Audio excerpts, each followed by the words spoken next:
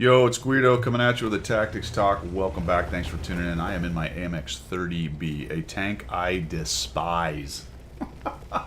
This is part of my 100 battle challenge. I'm in the top of a 357, which should be, at least in this case was, a huge advantage for me on the west field here, spawned into the southwest. This tank, wow, I do not like this tank. I normally don't come down on not liking tanks. In general, I consider it's the driver, not the tank, and that's still true here. I just don't play this tank very good, but this tank is not good. It really is not good, and as I was playing it, I couldn't figure out what on earth. I could not get a 50% win rate in this thing to save my life. I got to 100 battles, I'm at like 46, maybe 45% win rate, and I started at 47. It only got worse. I had to do about 20 battles to bring it up, maybe 25 to bring it up to 100 battles, and my goodness, so bad. So what is it about this tank? It's got pretty good mobility. It's got real nice depression. It's got amazing DPM actually for a tier 10. Lots of ability to take damage or to send damage downrange. But the problem is it has very little capability to hit and pen things. Now you might say, Guido, it's a tier 10. Clearly it has all kinds of capability to hit and pen things. But this is a relative statement.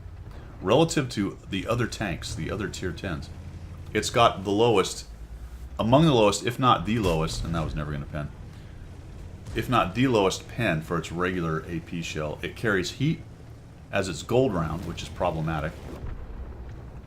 And I just kind of make a silly move here. I go after that guy. Try to get away. Nope, he gets a shot into me.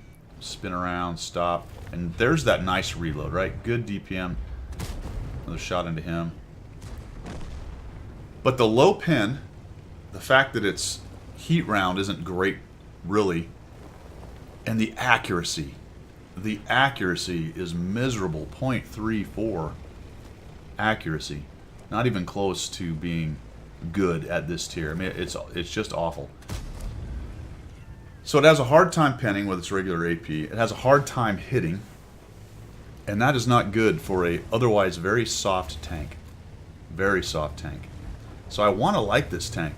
I like DPM, I like mobility, I like gun depression, but man, this thing is really hard to use. And as I was starting to look into it, because I couldn't figure out, I'm like, why do I stink so bad at this tank? Other than just being bad at the game in general. And once I started looking at the stats, it started to make sense. I have 82% hit rate in this tank.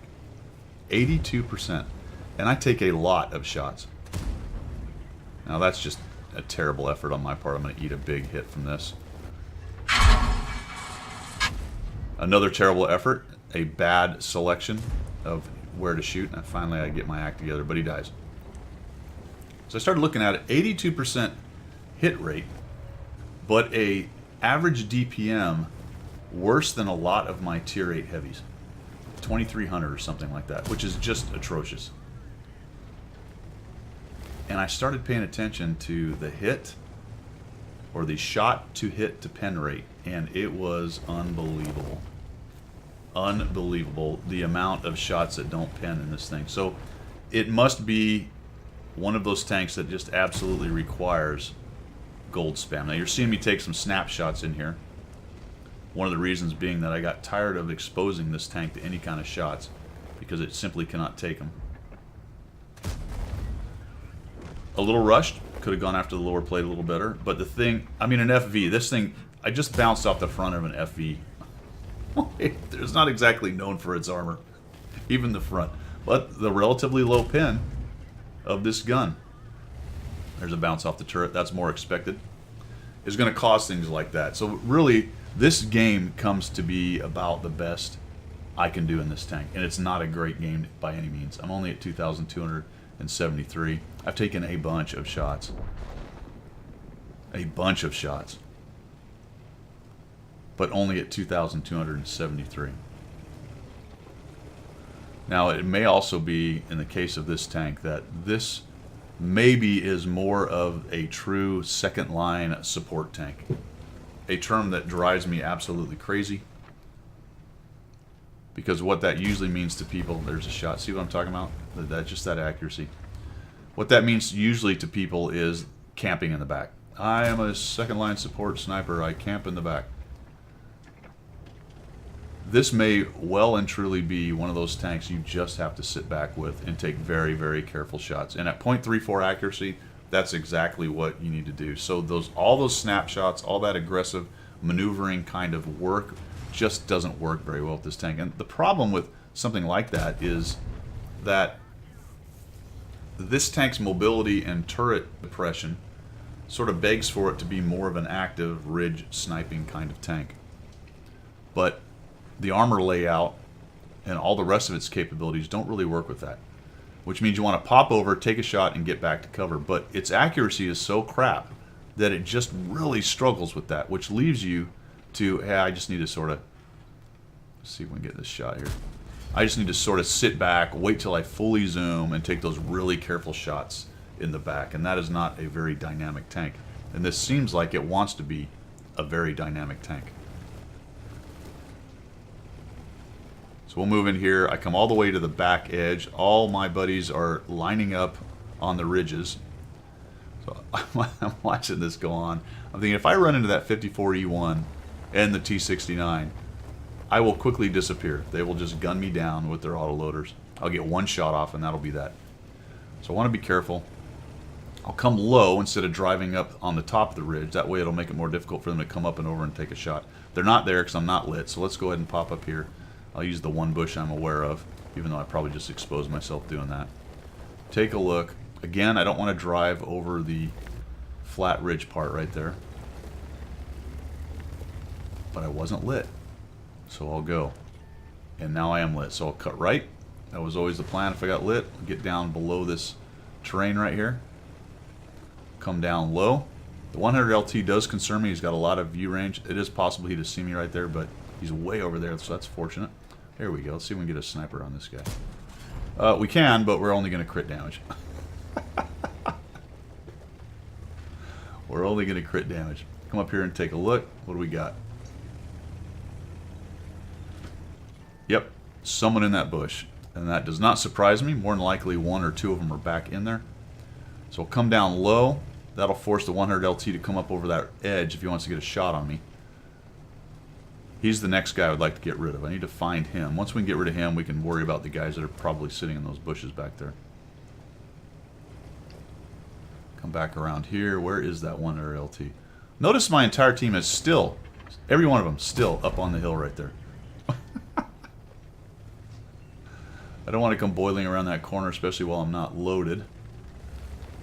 Because if the 69 and 54E1 are back in the trees there, right down that line right there, they'll kind of own me.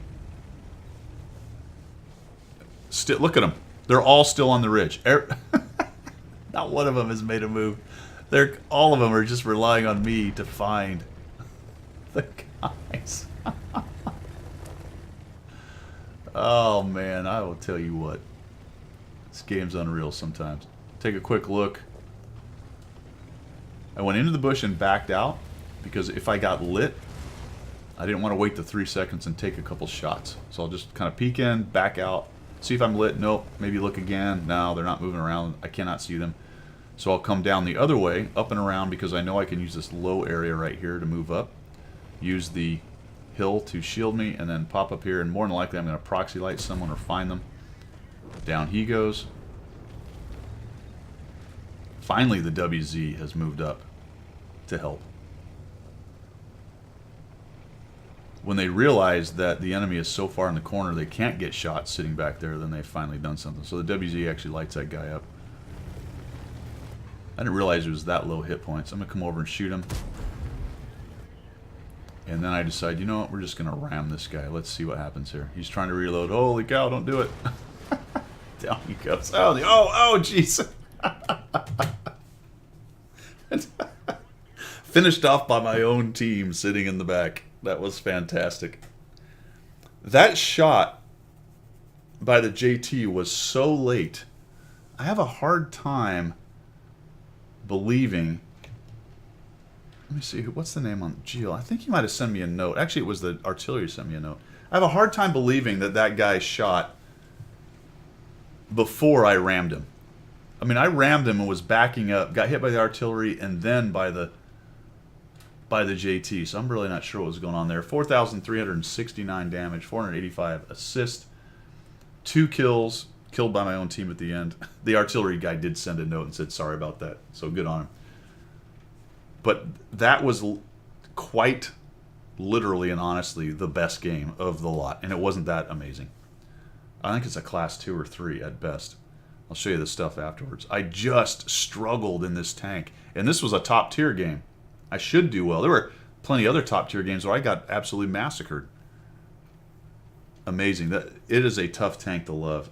If some of you like it, I'd love to hear why. I know that a lot of people like the tier 9 because this tank basically works better at tier 9.